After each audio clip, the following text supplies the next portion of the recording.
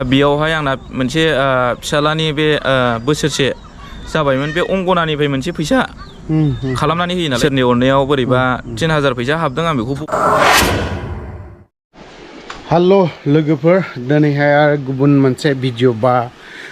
अफ्रि दैमारियावहाय दिनै आलांगियाव थांगोन आं दिनै ब्लग बायदिबो नङा बा माबा मोनसेबो नङा डाइरेक्ट न'निफ्राय ओंखारदों रुमनिफ्राय बा आं क'क्राझारावसो दंखायोमोन एनिथिं एमजे सानैजों थांगोन जोङो ओमफ्राय थांनानै बिथांजों मा सावरायनाय जायो आरो कड गानो थाखाय बिथाङा फैसा थाइसेबो गैयामोन ओमफ्राय बावहाय मा खालामदों गावनि एन्ड्रइड मबाइलखौ फाननानै कड गाहैनाय जादों ओमफ्राय दा बिथांनि न'आवनो बिथांखौ जों दान्दिसे सावरायहैनि बा दान्दिसे लोगो लानानै मा खोथा बुङो ओमफ्राय इउनाइटेड फराम अफ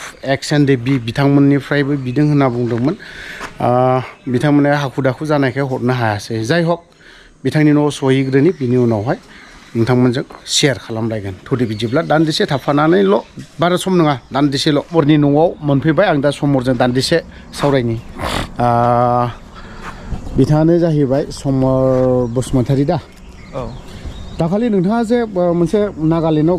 कड गाहैनो थांदोंमोन दा बावहाय नोङो जे मिडिया निउस पर्टेलफोरनि गेजेराव नोंथाङा बुंदोंमोन जे मबाइल फाननानैसो आङो कड गानो फैदों थ' दिनैहाय बे जाथाया मानो बेफोरबायदि जानो हमखो नोंथाङा बिनि बारै मा बुंनो सानो आदसा गिबियावनो आङो इउटुबार बिथांखौ आङो आंनि गोसो गोरबोनिफ्राय आङो बरायग्रोनानै लाबाय आरो लोगोसे बेनो मानो होनना बुंबा आङो नोंगौ मबाइल फाननानै आङो थांनांदों खारन मानो होनना बुंबा ओरैबायदि सिगांनिफ्राय अबस्थाया बिराद गाज्रिखा खारन मानो होनना बुंबा आथिंबो बायनानै थाबाय आरो कडाबो आं सिगांनिफ्राय मोननै मारिनांदों मावनाय दांनाय जेबो गैला हाला जाखिनि दंमोन जेन'बा एसे एनैया जेन'बा आथिं बायनायनिफ्रायनो आङो एथ' गोबाव 2 बोसोरसिम सोलिनांनायनि खोथा कड कसारि गासिबो फारसेनिफ्रायनो गारजोबनानै दा दिनै लास्ट समावहाय आङो माने उफाय गैयैयाव आङो मबाइलखौ फानलांनांदों दा मबाइल फाननायनि बेलायावबो आंना माने बे थोआमोन अब्लाबो आङो सहैखांनायनि उनावहाय जेन'बा मोनसे आसा थादोंमोन जेन'बा मोनसे माबाजों रायज्लायलांदोंमोन नालाय आङो दा बिथांमोननिफ्रायबो आसा थादोंमोन खिन्थु आसा थानायनि बेलायाव खालामनायनि बेलायावहाय बिथांमोननिफ्राय सहैस्लाबासै अब्लाबो आङो फैनायनि बेलायावहाय माने फैसाया सर्ट जाबायमोन दा बेयाव आं उफाय गैयाव आं लोगोनाव बिथ'नो नागिरबायमोन हजोंनि लोगो दं नालाय नागा बेनाव बिथ'नो नागिरनायावहाय माने लोगोनो आङो माने आंनाथ' मबाइल गैला आङो हिन्जावनि मबाइलखौ लानानै थांदों आंनि सिमखौबो बेयावनो सोजाबफादों आङो दा बेयावहाय आंना मोनसे फिसालानि बे बोसोरसे जाबायमोन बे अंगनानिफ्राय मोनसे फैसा खालामनानै होयो नालाय सोनानै होयो दा बेखौहाय गोबावथारसिमोन नालाय हरनाया थागथि बे समाव बोरैबा इसोरनि अरनायाव बोरैबा 3000 फैसा हाबदों आं बेखौ बख'नानै आं बेजोंनो न'सिम सफैदों आरो दा बे कड गाहैनायाव नों हारसिंल'मोन ना गुबुन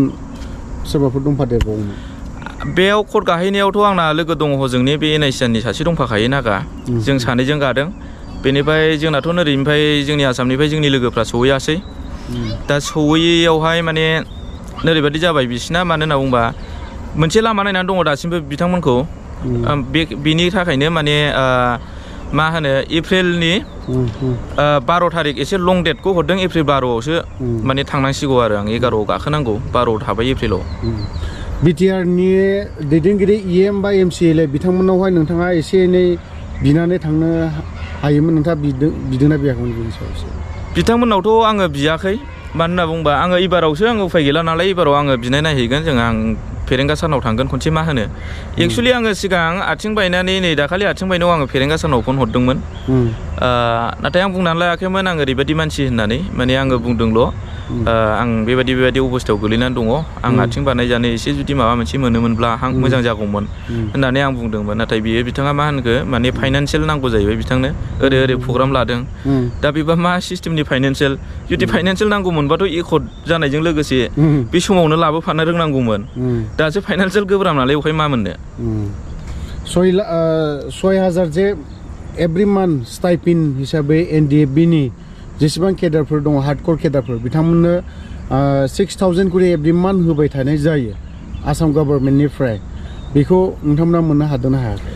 बे जिनिसखौथ' जोङो मोनाखै खारन मानो होनना बुंबा दासो मा होनो एकर्ड जानायजों लोगोसेसो जोंना माने गभर्नमेन्टआव लिस्टआ सहैदों सिगां समावथ' जोङो एस हिसाबैसो हाग्रायावसो थाबोदोंमोन नालाय दा बेनि उनावसो जेन'बा जेलानाखि आङो 2018 जुनाव हमजादों ओमफ्राय 2019 जुलाइ 27 थारिखआव आङो हजोंनिफ्राय गबोदों बोसोरसे फुरा थाबोनांदों आङो बेयावसो आं बेलजों फैनांदों दा फैखांनायनि उनावहाय आं न'आव थाफैनायावहाय ओरैबायदि खालामदों मानो होनना बुङोबा इन्टेलिजेन्ट आइबि गासिबो फैजोबदों सोंफैयो जानाय लोंनाय सु गैयै सान्थि गैयै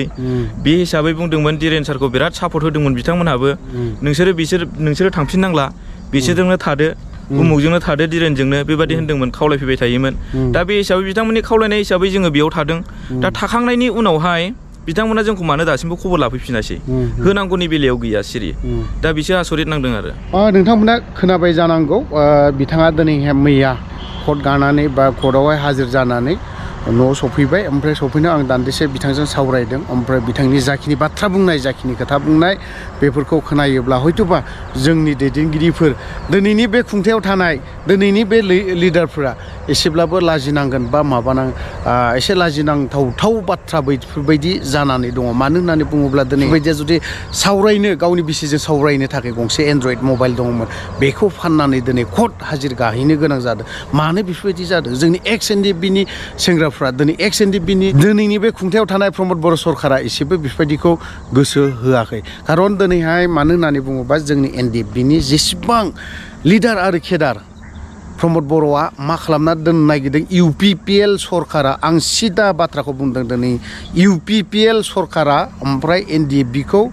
गादबना दोननो नागिरदों गादबनानै माने बिथांमोना गोदो जेरैबायदि दुखु खस्थ' लाबावदोंमोन दाबो जों सरकाराव थानायावनो बिथांमोनखौ जोङो माने गादबना दोननांगोन नङाब्ला बिथांमोना